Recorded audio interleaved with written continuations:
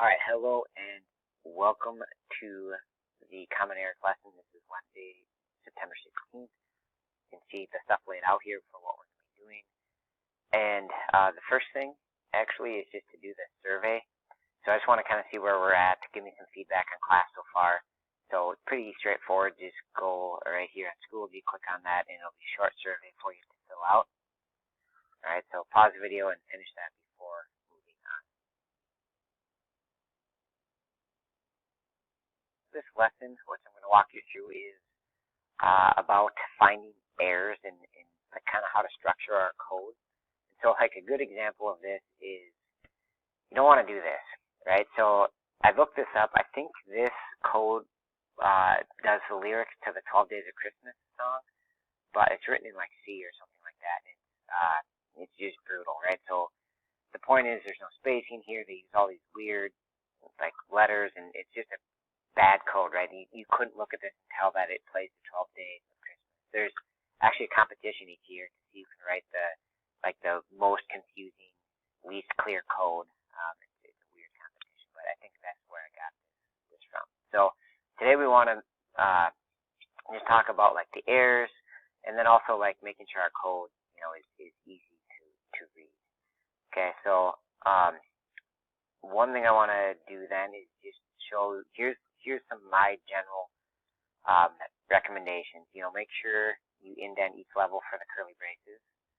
Each statement puts on a new line, right? You can put a bunch of statements on a single line, but obviously if you're doing something that executes, you need a semicolon at the end. And then I want to show you a couple tricks and clips to help clean up your code.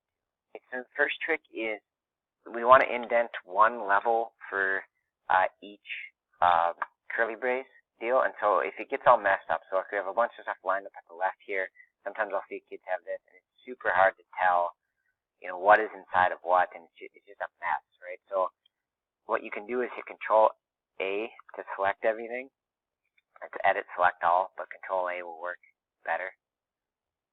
Just edit, select all. Alright, and then what you want to do up here is you want to go to Source, and then Correct Indentation. Looks like it's Control I also. So if you do that, then it moves everything and lines it up nice and pretty again, which makes it much easier to look at and edit your code. Okay, so that's one trick. Alright, and then if you ever want to rename your program, so here's Mr. Atkins, and it's getting a few days into school here, and I'm sure Mr. Atkins is driven me nuts at this point, so maybe I want to change the name. But I can't just change it right here because the class name has to match the name of the program.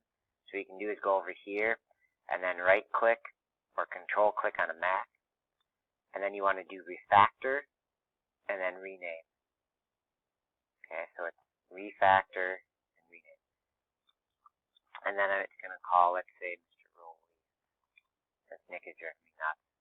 Okay, and what's nice is it'll change it right in the code too. So I didn't have to change it here, it just automatically updated it. So that's kind of nice. And again, one more time, you right click and it's refactor and then rename right there. That's how you change the name of the program. Okay, so that's just a little bit about the code and organizing it. I want to talk today, the rest of the day, about errors. And there's roughly two different types of errors, what's called like a compile time error. Those are the red underlines. So in Eclipse, you see those little red underlines. That's a compile error, meaning the program won't even compile and work. And then a runtime error is it's coding. You can run it, but it'll actually create an error when you try and run it. All right. And then any extra time at the end, you can keep working on the Chapter 1 program. All right. So to do the errors in class, I'm going to do them with you. But for you distance learners, there's just a little Schoology quiz to try out here. It's not graded based on accuracy or anything, but click on this and go through the errors before continuing with this video. Alright, so I'm going to go through the answers in the video here in a second, but make sure you try them first. See if you can figure them out, and then you can watch the video to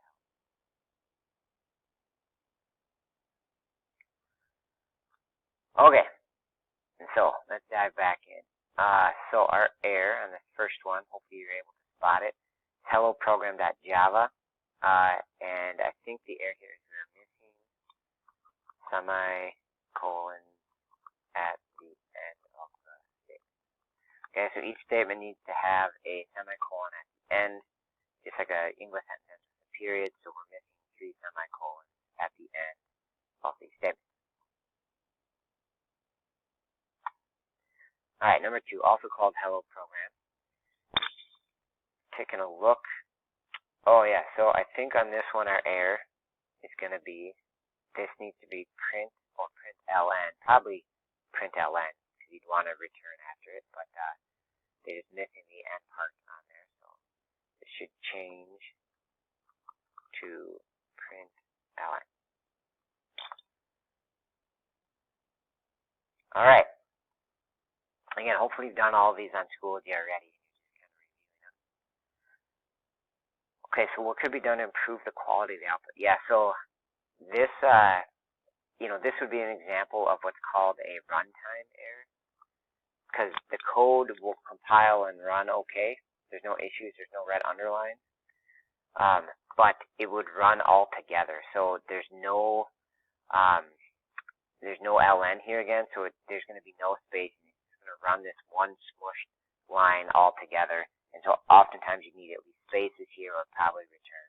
So what I think they're going for here is to change from print to print ln. Right? So then it would actually be on a new line, is likely. And most of the time you're going to use print ln. So not a actual compile error, but a runtime. Okay. So we got a Forrest Gump quote here, and so our error is that the class name must match the file name. Okay, so we need to either change this to quote right here, or change the name of our file to forrestgump.java. Right, so probably I just change this to Forrest Gump. I've actually never seen Forrest Gump in its entirety. I've seen clips of it, but I've watched the whole thing. Okay, so now it's looking good. Alright, so here's another example of, this would be another runtime error. There's no red underlines. It'd be okay in class to see if you can spot it. Okay, so our answer is you cannot divide by 0. Right, so in this last statement, we're doing some math in our print statements. Right here, you can't do 15 divided by 0. As smart as computers are, they can't do that, so it would give an error and blow up on you in this case. All right, 2 of them this time. And the test, by the way, will have questions like these, so see if you can find these errors that actually you've already looked at. Okay, so the errors are these don't match again. So we have quote and quote. So you have to change to make those match. And then this is missing curly braces. So we need to close the main method with a curly brace and close the class. So we are missing curly braces at the end. So all I got for you the rest of the day is just keep working on those programs from chapter 1. There's fun ones at the end. They're optional ones. Most years I have about half the class do those, and so they have fun with them. So if you have extra time, play around with some of those, or just dream up your own ideas, see what you can make based on what we know so far. If you get stuck, remember, see if someone else in the class can help you. You could even email them if you're a distance learner. You can always try searching Google. There's tons of, you find something called Stack Overflow, which is super useful. So search around on Google if you need, if you have a specific error. And obviously you can reach out for help to me. Take a screenshot of your code or email me the code and I can help you if you're stuck. I keep forgetting to do this too, but generally if you can put your name at the top, so like, I put it right here, created by Mr. W. So if you can put your name in there, that'll help me when it's grading. So I appreciate that. If you can do that when you're working on these, if you're forgetting, not the end of the world, but it is kind of helpful. And then just one more time for the process of you have to do this in the beginning to make a new Java project and start doing it is, here's the steps one more time. Okay, and once you kind of got it set up, the only thing you really need to do once you're going is these last 2 steps. So for each program, there's 5 required ones for chapter 1. So just make a new class file each time and write the code. Right?